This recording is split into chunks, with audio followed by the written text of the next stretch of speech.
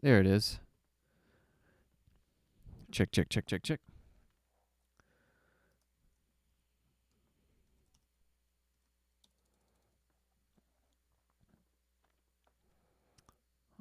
So I probably can put that to sleep so that my computer isn't working overtime. All right.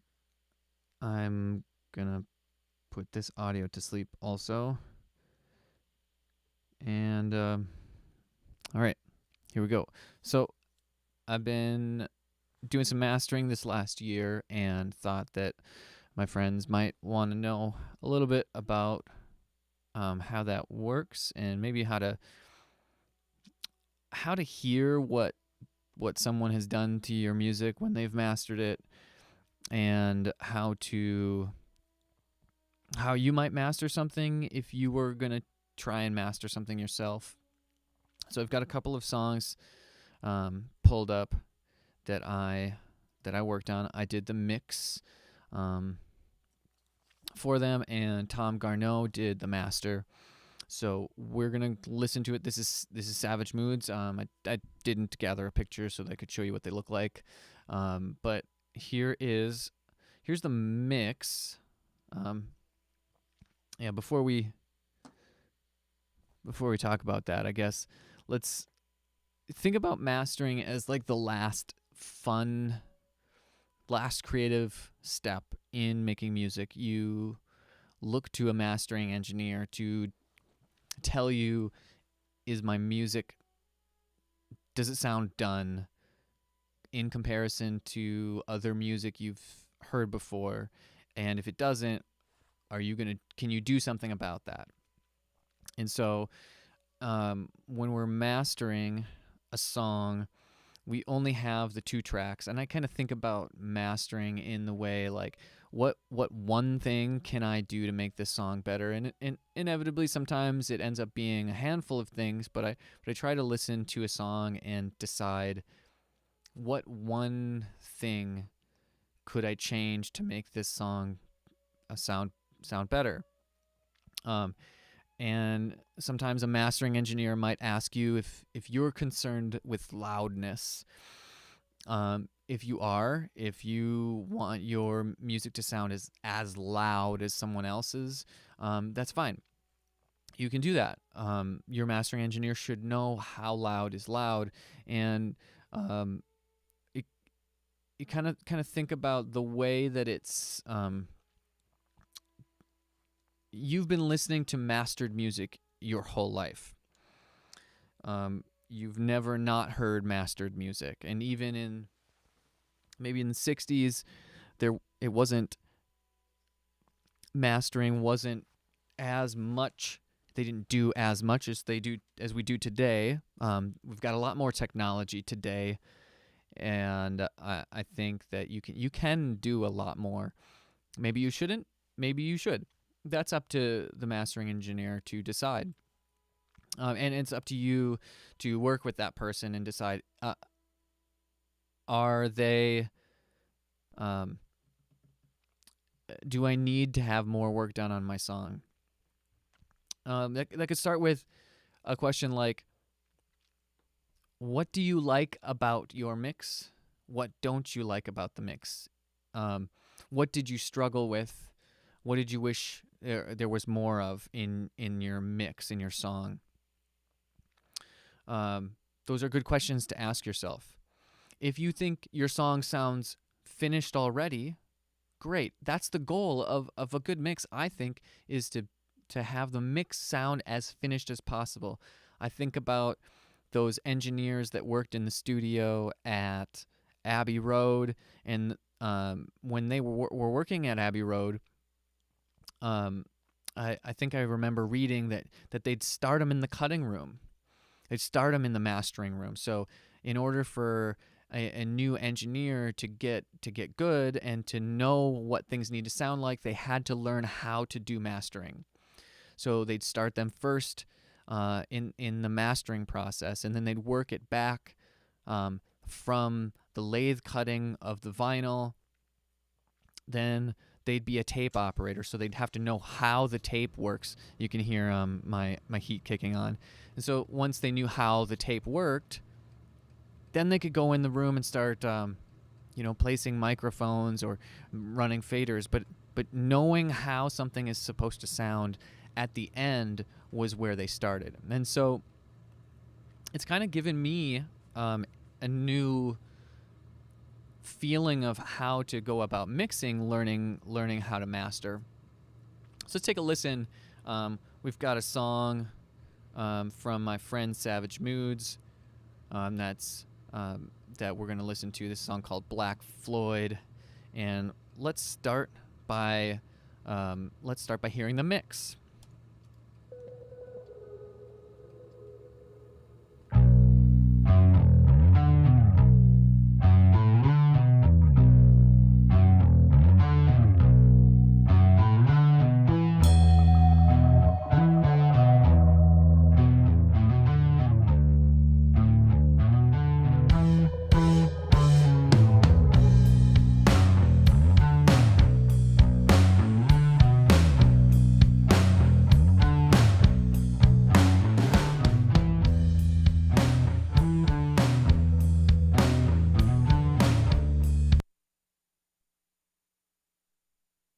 All right, so when I'm mastering, I'm going to be listening to this song and thinking about the things that I might want to change. So if you have good headphones on, you can think, how does it sound? What might you want to change? And if there is something you want to change, you could give me a comment. Hit it up. If you're here watching and you've got a question about mastering, put that question in the comment section so that I can know what you want me to do or what you want me to talk about a little bit more. So as you can see, I switched up the screen. If it didn't freeze up on me, I switched up my screen to show you what I'm doing, and then I'll talk about what I'm doing. I've got a session pulled up with a song called Black Floyd from Savage Moods. I've got the mix and the master, and then we'll do a little bit of what I do in mastering. And we'll do what I do when I'm trying to hear what the mastering engineer is doing, because sometimes I want to hear the changes that they've made, and there's a little bit of process to that. I can't tell if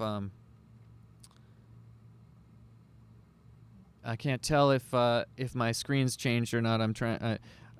I don't want to bog down my computer with running the website and running YouTube and broadcasting back to YouTube. It kind of bogs things down. But so anyway, here's what I do. So I've made a mix, and let's hope that you're seeing my Pro Tools screen. I've made a mix, and I'm going to judge the difference from the mix to the master. And what I've done to do that is I'm going to start by adding a meter plugin, a metering plugin on my on both of my tracks. So I opened up my session, and I brought in the mix, and I brought in the master, and I'm just going to put a meter on each of those. I use this thing from Clevgrand called Vumped. This is what it looks like. And this one, I'm going to make the mix, and I'll type in some naughty stuff. I'll call that mix so that we can really see it. And then this one I'll bring in and call that, type in and call that the master. Okay, we can also change the master's color so it looks different. I've got this calibrated for, let's see, this is RMS levels that we're looking at. Let's start by listening to the song. So we're back to the beginning. This is going to be the mix first. I'll pull that into the side where you can see it, since my face would be covering that. All right, starting from the beginning again.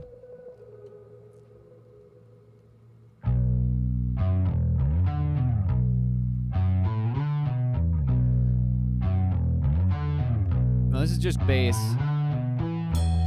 Obviously, there's no transients, so I can already tell that my master is 4 dB louder.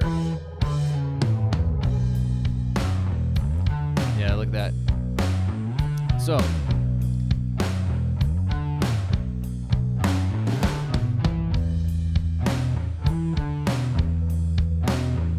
okay, so we already noticed right away that the master's going to be louder.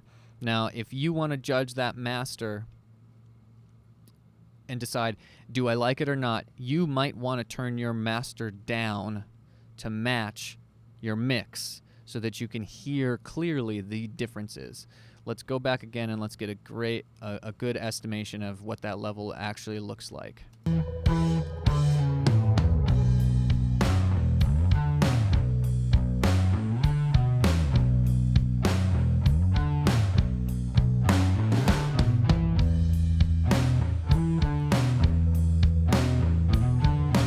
All right, so I think that we're going to turn this down about 4 dB, 4 decibels. I'm going to use clip gain on Pro Tools. I'm going to go 4 dB down.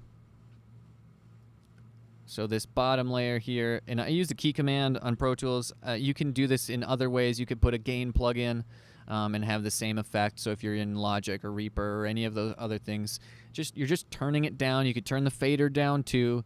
By 4 dB, and now let's listen back to the mix and watch our meters, and then we'll toggle to the master. Okay, so here it is again.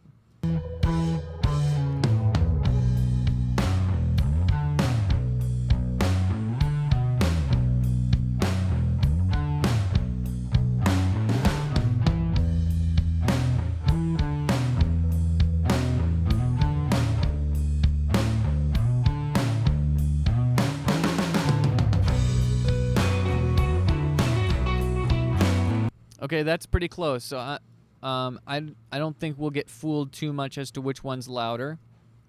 Okay, so now next thing we're gonna do is I'm going to, on Pro Tools, I had the other channel muted. So what we're gonna do is we're gonna make sure that we have both tracks selected, and now I can use a Pro Tools command Shift and M, and that will toggle back and forth from the mastered and the mix. So let's listen to that in context again with some drums.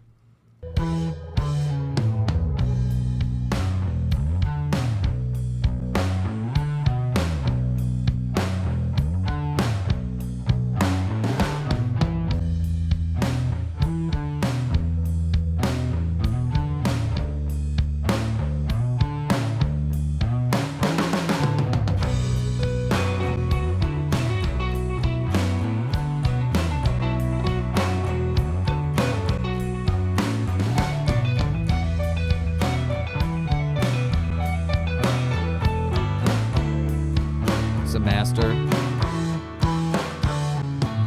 mix.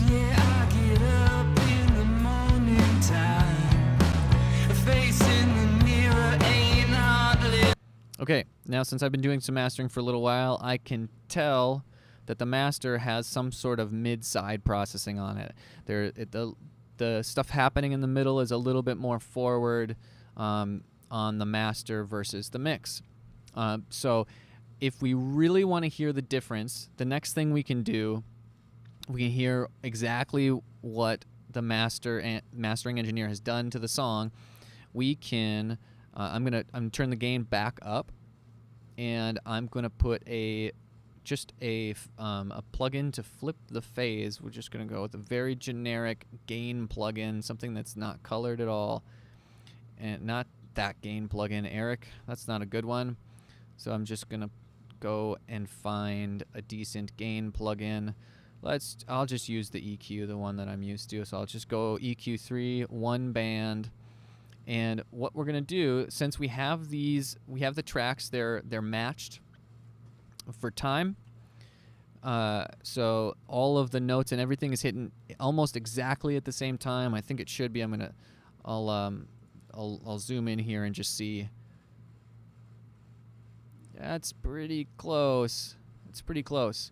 So this little trick should work. we have the start points of our songs matched together. Let's check it here too.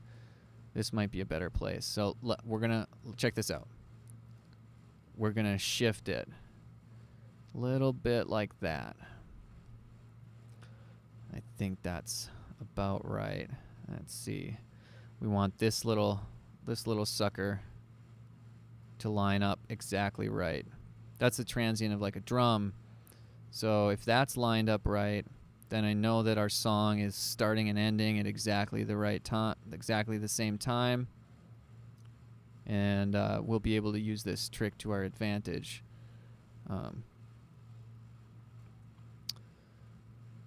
And that trick is using a gain plugin. All right, I think that should be good. Yeah, there we go. Okay, this trick that I'm going to show you is we've got both tracks pulled up into a session, and I've got my mix on top. I've got a gain plugin on bottom, and I am going to flip the phase of my master that the mastering engineer sent me. I could also flip the phase of the mix, the polarity. So here's what's happening now is that the mix is going to be pushing the speaker, and the master is going to be pulling the speaker. And so that'll cancel out any sound that would happen, and that would leave only the sound that's different. So let's listen for it. Let's hear if it worked. You got to unmute all the tracks. Let's hear it.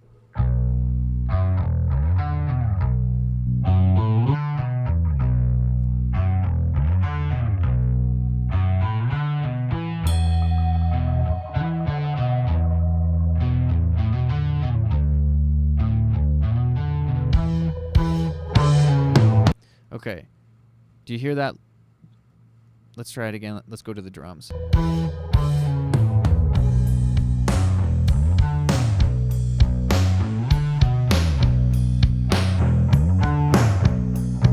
It's not perfectly in time.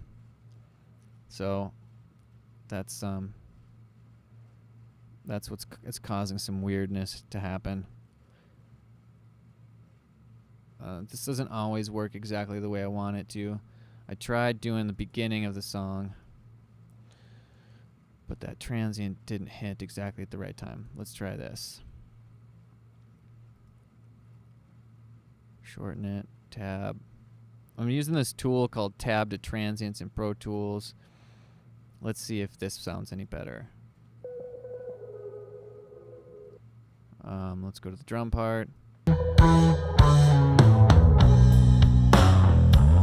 Yeah, you can hear it working.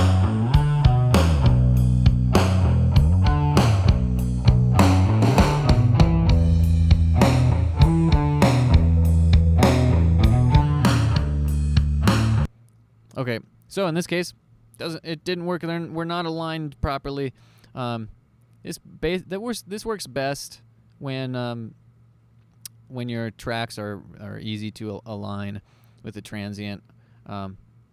Maybe we can mute this other plugin. Maybe that'll help. No, that didn't help. Let's mute that.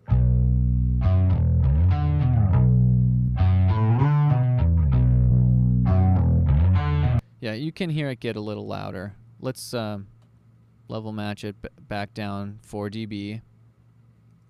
And let's hear if that changes anything. There you can hear it. You can hear the difference.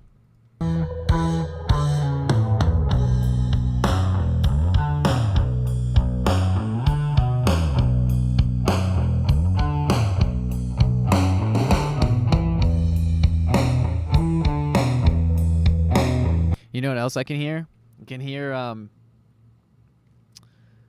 the time shift of the sample rates being converted. In the high end, you can hear this. happening. We don't want to hear that. So let's go back and let's look at what's happened here. So we know that if we have to turn our master down 4 dB, 4 decibels, to match the loudness of our mix, that our mix was brought up 4 dB. So let's take a look at that. What I'm going to do is I'm going to send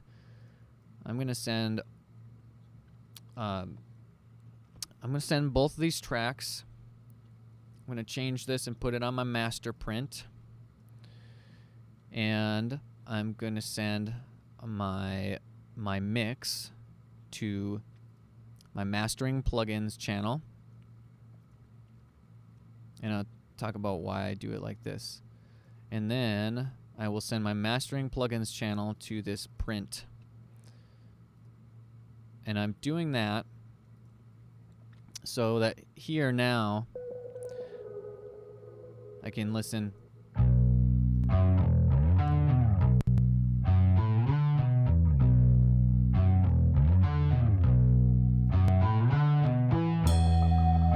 I can listen to the master versus the previous master versus the mix. Let's see if we can match that master. So, gonna pull it back up that 4 dB, so we'll be able to hear the difference. Ours won't be quite as loud until we make it that loud. So we know that this was brought up 4 dB. How someone does that? Here's how I start. So I've already got my meter. I don't need that right now, but what I do need is I need some sort of mastering plugin. And you could use any limiter plugin to get this accomplished.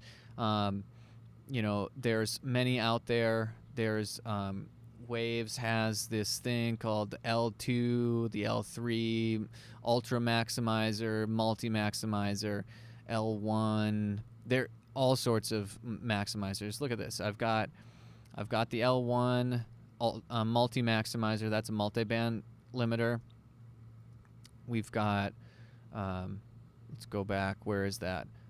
Just the standard L1. That's a brick wall limiter. Pro Tools and Logic all come with their own. So Avid has a limiter. Let's see. It's behind the camera. Yeah, Pro Tools has their own called a Maxim. And let's just use that because that's stock. That's free. All right. We're going to bring up the level. I'm going to input monitor so I can hear my mix. And we know that we need to bring this up 4 dB. So there's 4 dB.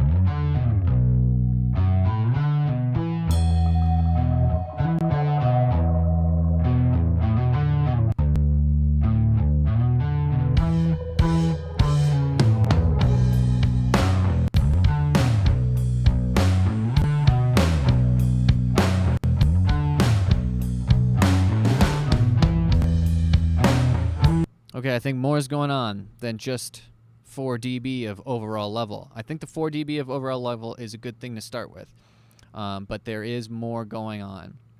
There's more smack. There's more something in the center of the sound. So let's and you see these lights flashing. If you don't want those lights flashing, check this out. Here's the lights again.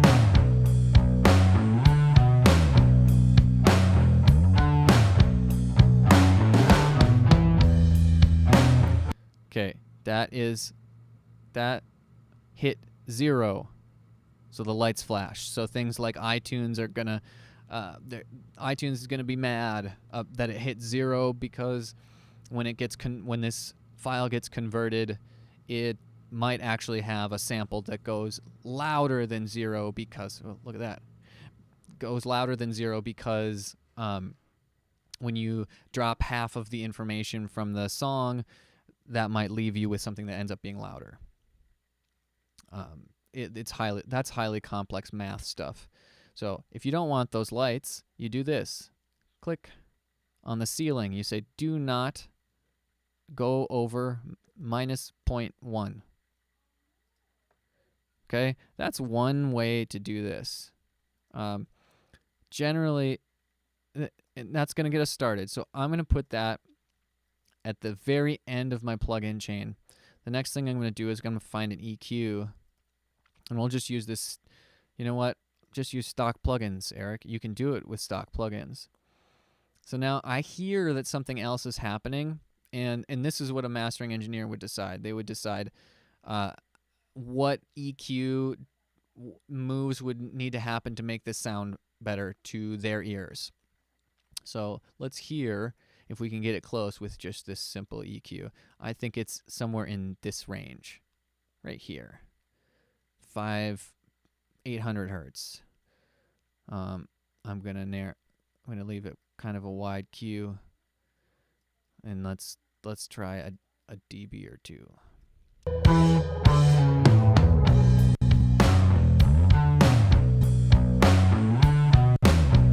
It might be more extreme than that.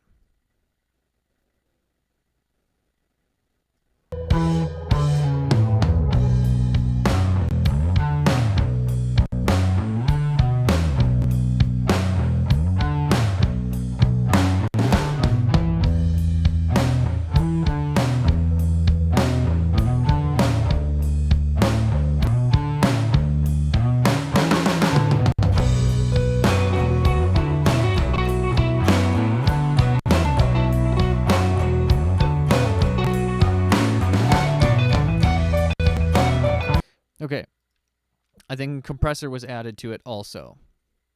So, because there's a tone thing that's happening, and that could be done with analog gear out of the box. But I don't have any analog gear. I do have some analog gear, but I don't have any mastering analog gear. I have mostly tracking analog gear. So, let's pull up a tone compressor that gets used in mastering a lot, which is an API 2500.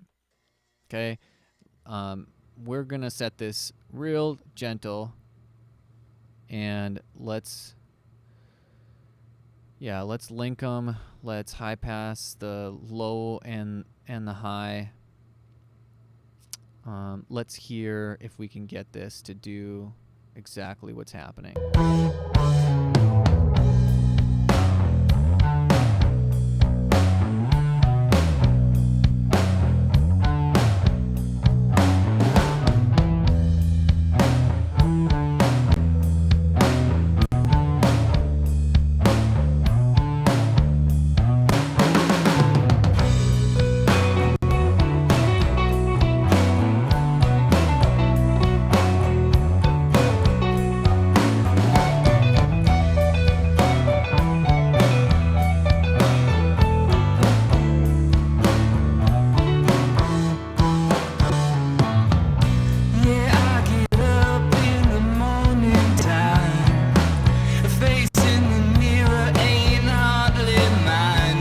Okay, I think we're pretty close, actually. API 2500 got us kind of close. 5 dB at 658 hertz got me pretty close to hitting what the previous mastering was doing. And that might be all your mastering engineer does. That might be it. They might not do anything else. But they might spend hours obsessing over how much of that little boost actually is, or what frequency, and they'll quality control. Let's try it, and I'll make some decisions. Let's take this stuff off. I'm gonna copy it over to the main track, but I'm gonna mute it. Right? Okay, and so here's what I'm going to do. We're going to listen to the track. I'm going to pull up a couple plugins, and I'll decide what I think. I'm going to use this mastering plugin that I've been using lately, FabFilter Pro L2, and let's take a look at how hot she is.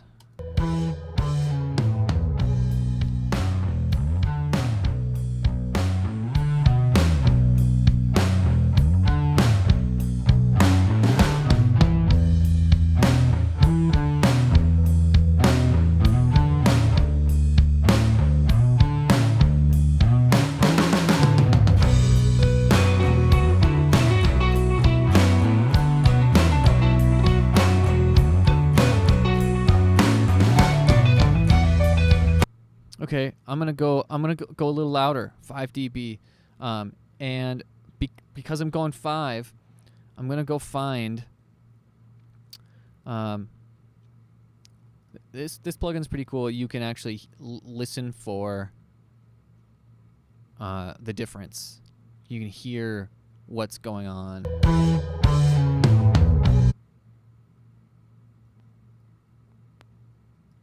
Can you hear that?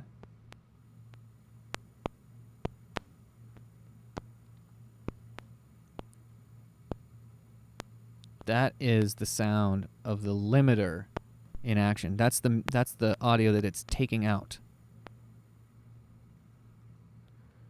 Just a tiny little bit, just little clips. You hear that? We're taking more out.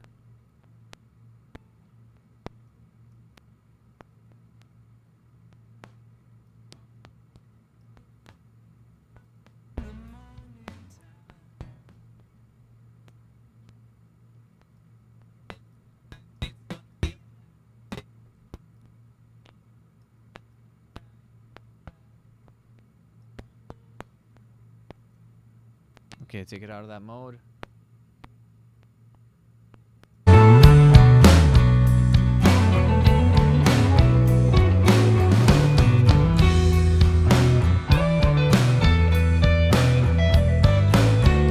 Now, if you notice the limiting that I'm doing, the limiting that I'm doing is sometimes anywhere from half a dB to 3 with this. And because it makes it hard to hear, it makes it louder. So if we were to choose something like this, you've got a 1-to-1 output option. I'm gonna turn it off of dim. So this plugin has a 1-to-1 option. It means it's gonna gain match. So any changes that you make, if you bypass, you can hear the difference between the change and before. Let's do that. Black day, ain't nothing turn out right, alright.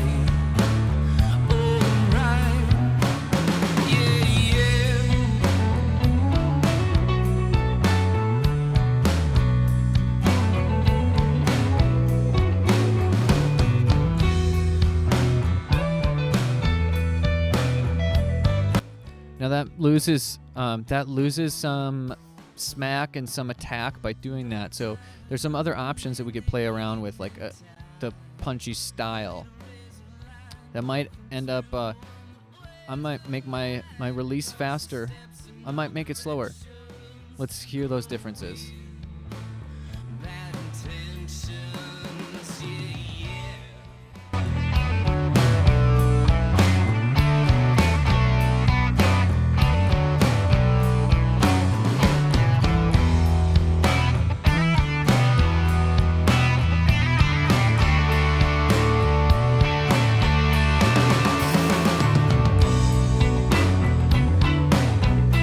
Now, on this plugin, we've got a nice meter that tells us how loud our music is. Rock music is loud. I am gonna do this by ear and decide in the loudest part how loud does it need to be. And that might mean minus 10. Minus 10's that's pretty loud. Most mainstream pop music releases are going to be somewhere around minus 8. Sometimes minus 14. Sometimes this is an average level with 0 as the maximum, so it can only be in the minus range. You can't go louder than 0 in digital. It won't make it.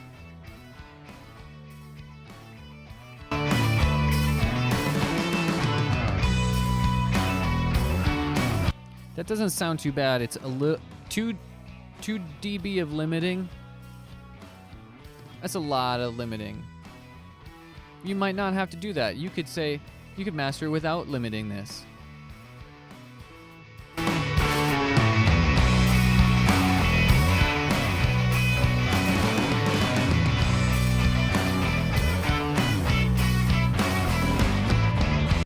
Now, that sounds, that's a good start to me. Now I mix this, so I can't be impartial, so I can't really be that objective or subjective objective role, because I did the mix. I send my mixes to someone else to master. I do mastering for other people. I want to be that last person to say this sounds done, or I want to send it to someone else to say this sounds done, and maybe it needs just a little tweak here or there. That's the role of the mastering engineer, to amplify the music, to make it sound as good as it can. So next thing I'm gonna do is we're just gonna experiment with some sounds. Now we've got our level set. Let's hear what happens when we put we're going to put an EQ, and we're going to just mess around with EQ a little bit so you can hear what that does to the sound. I'm going to, let's just take that standard EQ plugin again. It's not the best EQ, but everybody that has this program has it, so we don't need to mess around. Some mastering engineers will say, always do this. Pull up your EQ, and some people on the internet say always do this. I'm saying there's a couple of different phrases that I'm thinking of, but never do anything the same every time. Always say maybe, maybe say sometimes. I don't know what the phrase is. Anyways, it doesn't matter. Sometimes the music sounds better if you put a filter on in the low end. Let's hear what that sounds like.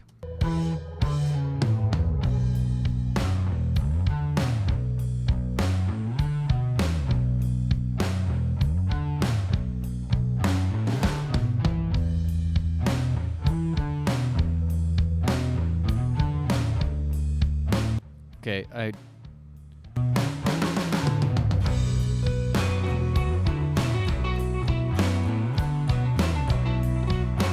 do you hear what's going on there? If you have a good set of headphones or stereo speakers and you're listening to this, you might hear a perception of more attack. Anything below 20 hertz, it's hard for us humans to hear that. And a lot of the instruments that are on this song, I don't think actually can play those notes. So it's only going to be either undertones, so things underneath the bass guitar, that the subs that happen as an undertone, not an overtone. That happens all the time. It happens with violin real frequently, and it can happen with other instruments. And the kick drum, maybe there's some subs in the kick drum, but the kick drum's mostly smack, not a ton of like low information. So let's try and bring that out, that low information. Let's hear that happening. Snowman mug. All right, here we go. Let's try to bring out that kick.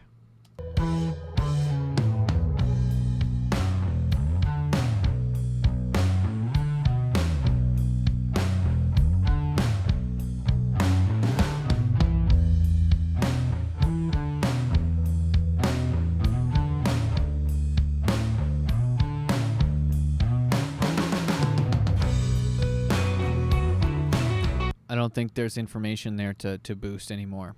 I think there is a little bit, but you might have done that in the mix instead of on the mastering stage. I don't know how much more you can get out of it. Here, let's listen.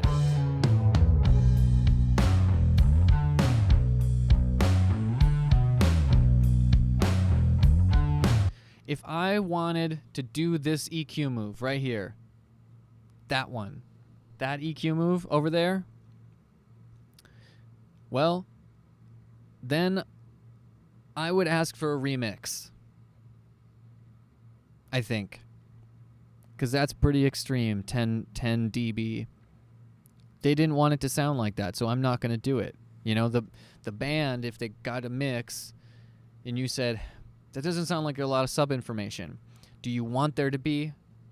You could communicate with the band and say, hey, do you want there to be? If you want there to be, this needs to go back to the mix and you need to make some tweaks, because you don't want your mastering engineer to do that thing, because if they're doing that thing, it's doing it to every piece of audio that came before it, so it's only on the 2-track. You hear all the bass guitar gets kind of woofy and weird, and that brings out the toms. Let's hear what a cut sounds like.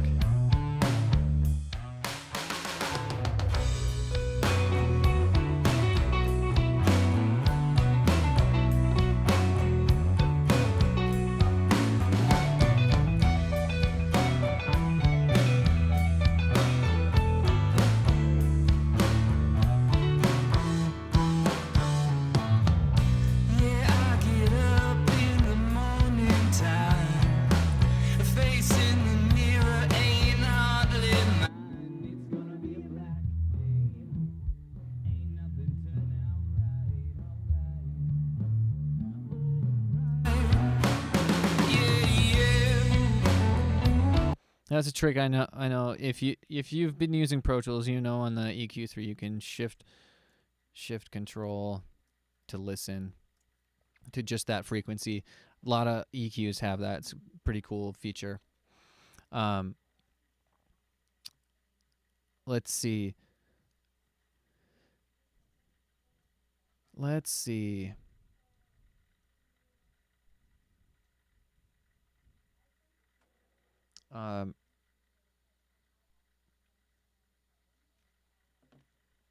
Let's boost some high end. Let's jump in. Cautious steps in all directions. Cold wind, bad intentions. Yeah.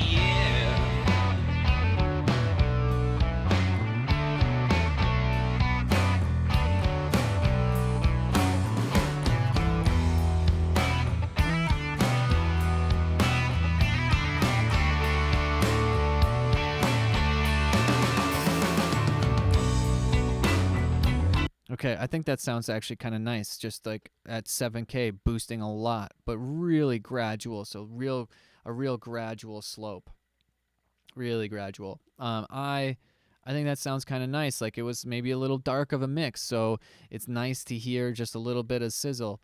I think this EQ move, I'm not sure about it. I'm listening on my in-ear monitor, so I don't think I can't really make great judgments on these just yet. I haven't been working with them for very long. I could put my mastering headphones on, but they're back there and I'd have to get away from the chair, so I'm not going to. But these sound pretty nice. I'm just not super used to them, so that's a pretty extreme move.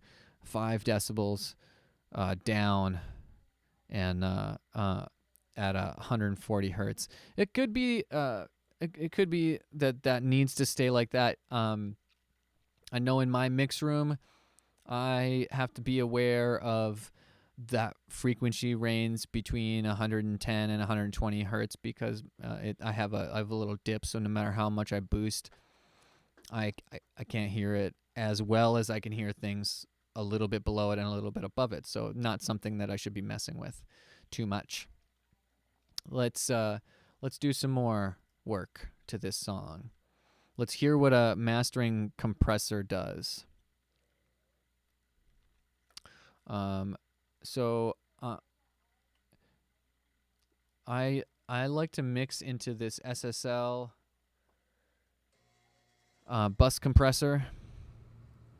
So this is probably already on the song, but you can hear what it does. Cautious steps in all directions. Cold wind, bad intentions. Yeah.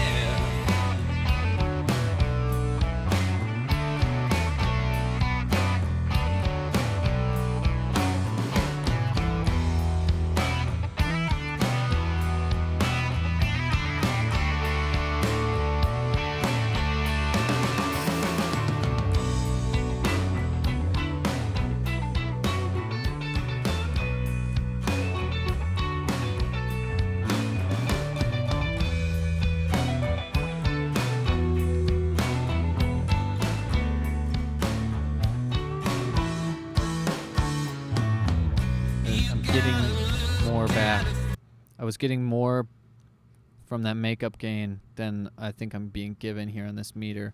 I don't know how sensitive that meter is.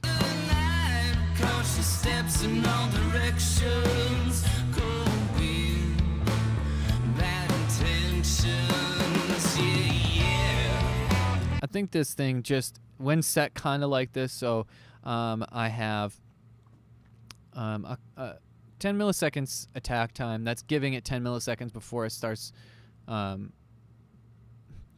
10 milliseconds before it reaches its 3/4 of its limiting ratio, and then the release time is I slowed up the release time to 0.3. I think that's 300 milliseconds. I'm not exactly sure, but I slowed it up so it takes a little bit more time to recover, and it's just kind of bouncing with the music a little bit more. I think it does add some forwardness to some of the sound. Cautious steps in all directions, going bad intentions, yeah.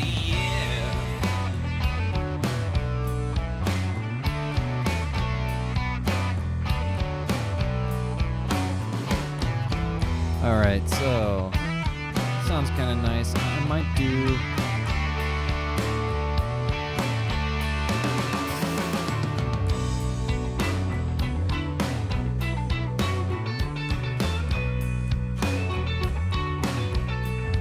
Okay, I think we pulled down 2 dB there. Pulling down 5. There's a lot of meat in this music in that range, so we're gonna actually be able to use more limiter now. We don't have to use any more plugins. We can say, well, we can get a little louder now, so we can go like this. Steps in all directions, going bad intentions, yeah.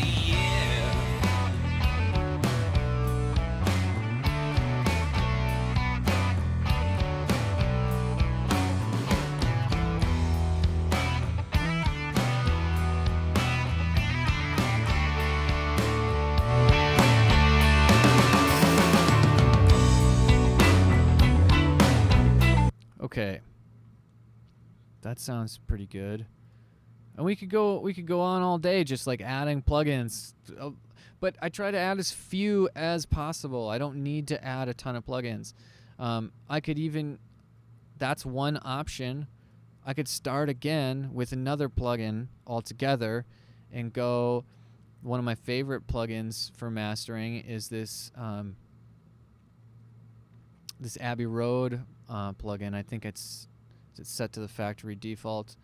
I think I might have made that my default preset. So we're actually gonna just load up a full reset, so everything's off, and I am going to put I'll put this ozone maximizer on the end. Let's see. So I've got ozone. We're gonna put ozone on after it, and we're not gonna tell ozone to do anything except be just like, just don't let it go over. That's it. That's all we're gonna do. Just don't let it go over that level. So we're not using the threshold on this. We'll do everything with this plugin. Okay, so let's listen. Cautious steps in all directions, going bad. This plugin's pretty cool. You can use this tape equalizer, which Abbey Road has used.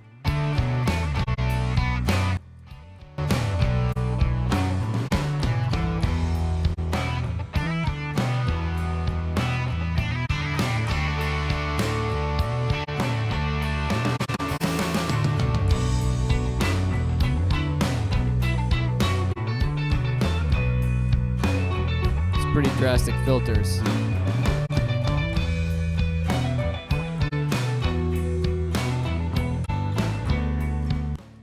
Now, if you ask me, I like this filter, and this tape equalizer. What it's doing is it's intending to be a a filter that you would use before tape, and then another filter of equal type would be used after the tape. So it's replicating that, but I like what it does. Listen to this. That's my letter. I guess I'm found and tried a lie. All black inside.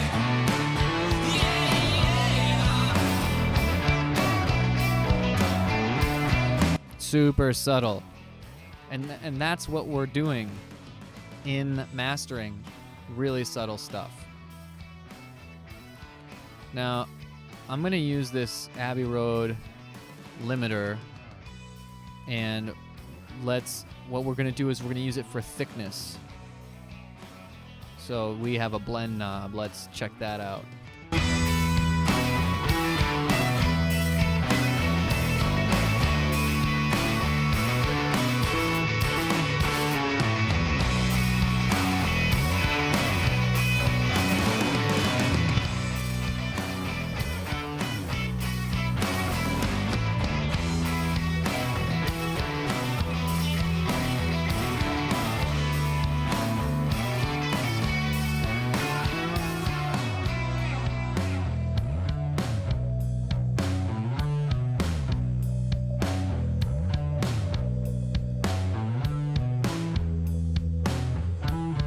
Okay, now let's blend it in. That might be too much attack for the blend. We might want it to actually be smashed pretty hard. Look at that meter go. Okay, let's go back to where we were. Actually, we're gonna go back to the very beginning.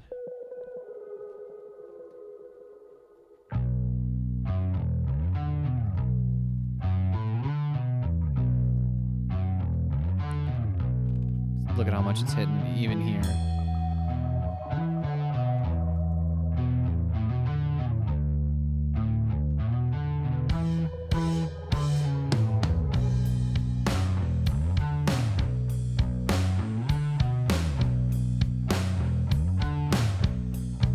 That's hard to hear, isn't it?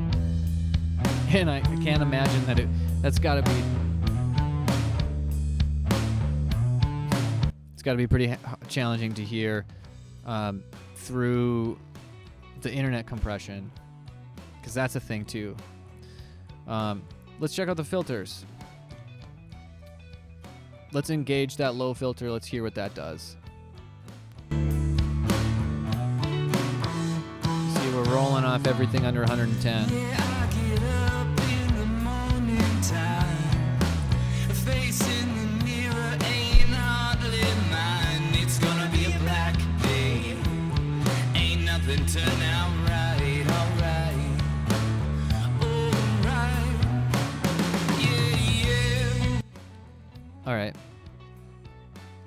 Let's toggle on and off with that low filter.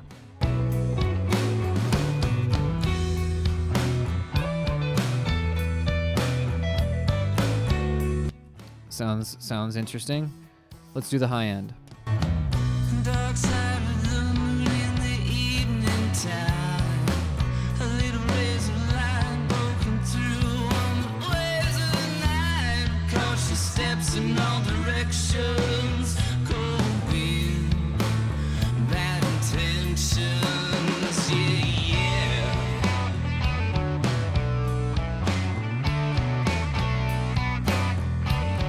Okay, here. Just listen very specifically to the cymbals.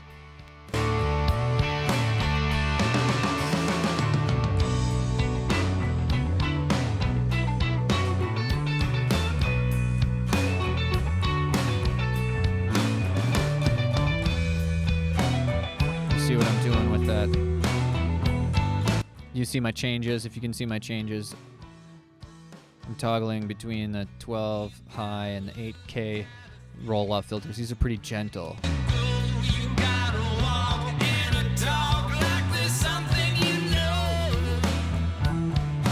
But I'm moving on when the time is right. It's alright, yeah, yeah. Yeah, you found me, that's my letter. I guess I'm found and tried a lie. All back inside. Yeah. kind of like that 8K filter. I don't know if I would use it, but it's so gentle.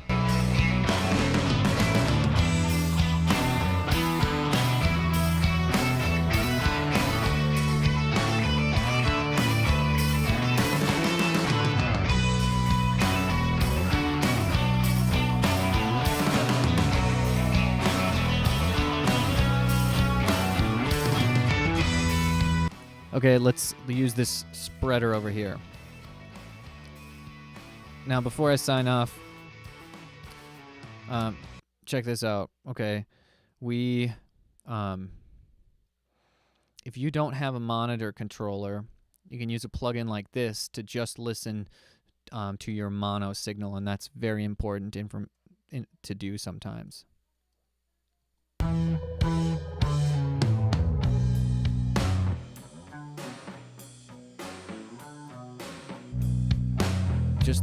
So this is just the mono signal, everything down the center. That's the sides. This is the mid channel. It should be pretty similar. Let's mess it up.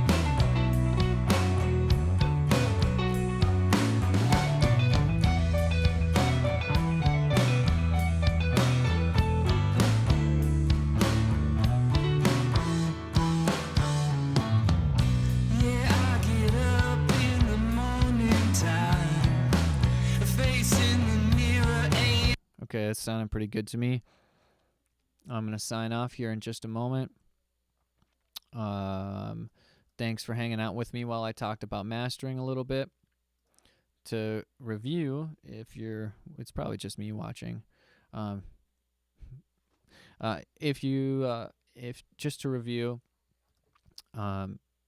we spent some time comparing and contrasting. We did a couple of things that I do to compare sounds. I've got the mix, and I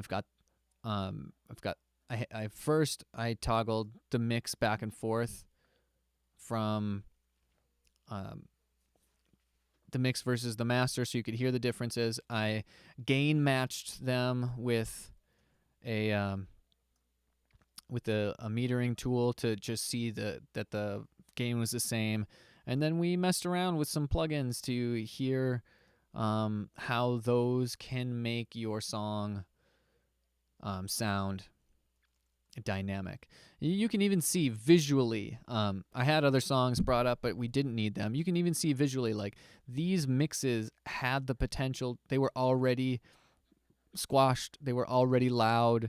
So they already had potential to be a pretty loud mix if you were to tame every peak. If you tame every peak, you lose what we call microdynamics. So the difference between one kick drum hit and another. Microdynamics is like, I'm going to zoom in and I'll show you what it looks like. This here is microdynamics. These hits are different in volume, and you can see how that happens. And then macrodynamics is how loud is the song from section to section. So it looks like, we've got an intro, and then we've got it's pretty much once the band's in, it's loud. And that's a mix thing. I mixed it that way. Here's another example of a song that has microdynamics. You can see it changes over time. And then there's sections that are a little bit quieter than others. Here's what that song looks like mastered. Flat on the top. And that's the limiter, making it flat.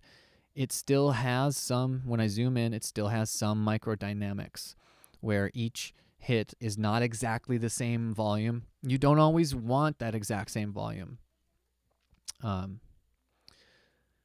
Great. That's an hour about mastering. Was it clear and succinct?